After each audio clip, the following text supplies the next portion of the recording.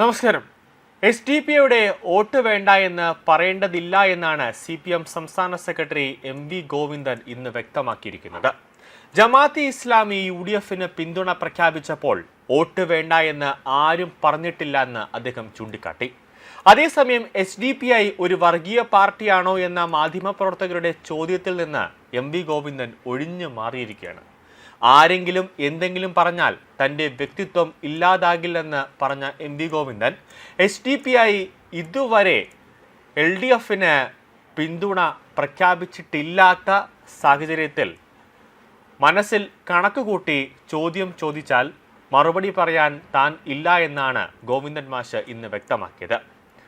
വർഗീയ പാർട്ടികളെ സംബന്ധിച്ച് CPM-ന് വ്യക്തമായ നിലപാടുണ്ടെന്നും ഗോവിന്ദൻ പറയുന്നുണ്ട്.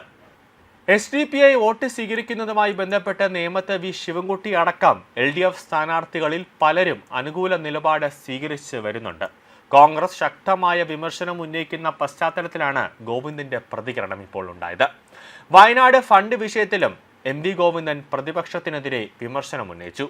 ജോയിന്റ് അക്കൗണ്ട് ആണെങ്കിൽ അത് സത്യവാങ്മൂലത്തിൽ ഉണ്ടാകണമെന്ന് അദ്ദേഹം ആവശ്യപ്പെട്ടു. ശവത്തിന്റെ പോക്കറ്റിൽ നിന്ന് പണം തട്ടി എന്ന മുഖ്യമന്ത്രിയുടെ ഉപമ വളരെ ശരിയാണെന്നും സ്ഥലം വാങ്ങിയത് മുതൽ തട്ടിപ്പാണ് നടക്കുന്നതെന്നും ഗോവിന്ദൻ ആരോപിക്കുന്നുണ്ട്. UDF-ന് വേണ്ടി നടത്തിയ സർവേ പോലും ഇടതുപക്ഷത്തിന് അനുകൂലമാണെന്ന് MV ഗോവിന്ദൻ അഭിപ്രായപ്പെടുകയാണ്. പയ്യന്നൂർ വ്യാജ ID കാർഡുമായി ബന്ധപ്പെട്ട് KC വേണുഗോപാൽ അസംബന്ധം പറയുകയാണെന്നും തെളിവില്ലാതെ നുണ പ്രചരിപ്പിക്കുകയാണെന്നും അദ്ദേഹം കുറ്റപ്പെടുത്തുന്നുണ്ട്.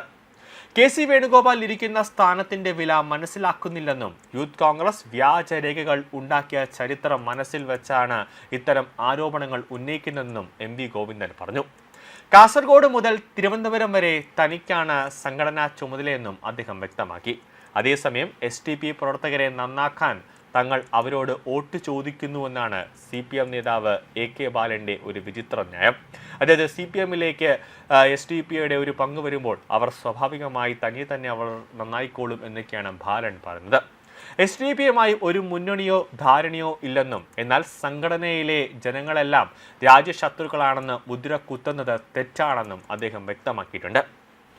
കേന്ദ്ര അന്വേഷണ ഏജൻസിയായ ED തന്നെ കേന്ദ്ര സർക്കാരിന് കൊടുത്ത ഒരു റിപ്പോർട്ടുണ്ട്. SDP-യെ നിരോധിക്കണം, അത് രാജ്യത്തിന് ഒരു ഭീഷണിയായി SDP-യെ മാറുന്നുണ്ട്. കാരണം പോപ്പുലർ ഫ്രണ്ടിൻ്റെ നേതാക്കളടക്കം SDP-യിൽ പ്രവർത്തിക്കുന്നുണ്ടെന്ന് എൻഫോഴ്സ്മെൻറ്റ് ഡയറക്ടറേറ്റ് തന്നെ ഈ കഴിഞ്ഞ വർഷം തന്നെ നടത്തിയ രാജ്യത്തും കേരളത്തിലും അടക്കം നടത്തിയ റെയ്ഡുകളിൽ നിന്ന് അവർക്ക് കണ്ടെത്തിയ പല രേഖകളിലടക്കം വ്യക്തമായി SDP-ഐ നിരോധിക്കണമെന്നാവശ്യപ്പെട്ടുകൊണ്ട് ED ഒരു റിപ്പോർട്ട് കേന്ദ്ര സർക്കാരിന് നൽകിയിട്ടുണ്ട്.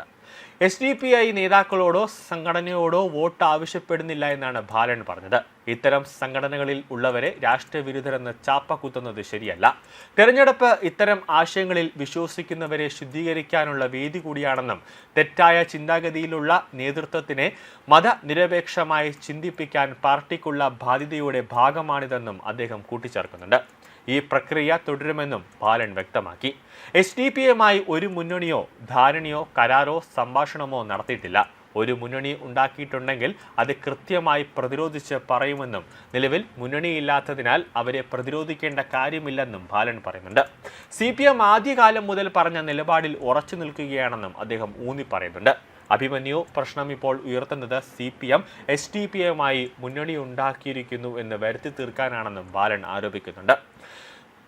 കുഞ്ഞാലി കൊലപാതക കേസിൽ പ്രതിയായിരുന്ന ആര്യാടൻ മുഹമ്മദിന് തങ്ങൾ വോട്ട് ചെയ്തിട്ടുണ്ടെന്നും അതാണ് തങ്ങളുടെ രാഷ്ട്രീയമെന്നും അദ്ദേഹം ഓർമ്മിപ്പിച്ചു.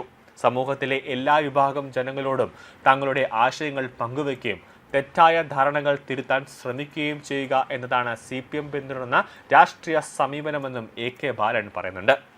എന്ത് കണ്ടിട്ടാണ് CPM SDP-യുടെ വോട്ട് വാങ്ങി ഈ ഇലക്ഷന് ഇറങ്ങുന്നത് എന്നറിയില്ല. ഒരു വർഗീയ സംഘർഷത്തിനാണോ അല്ലെങ്കിൽ എന്തിനാണ് ഇവർ കണക്ക് കൂട്ടുന്നതെന്ന് അറിയില്ല. കാരണം ഈ ഒരാഴ്ചയ്ക്ക് മുമ്പേ വന്നൊരു ന്യൂസ് ഉണ്ട്. ബാലരാമപുരത്തടക്കം SDP-യുടെ പ്രധാന കേന്ദ്രങ്ങളിലടക്കം കുറേ ആയുധങ്ങളൊക്കെ കണ്ടെടുത്തു എന്നൊരു വാർത്ത.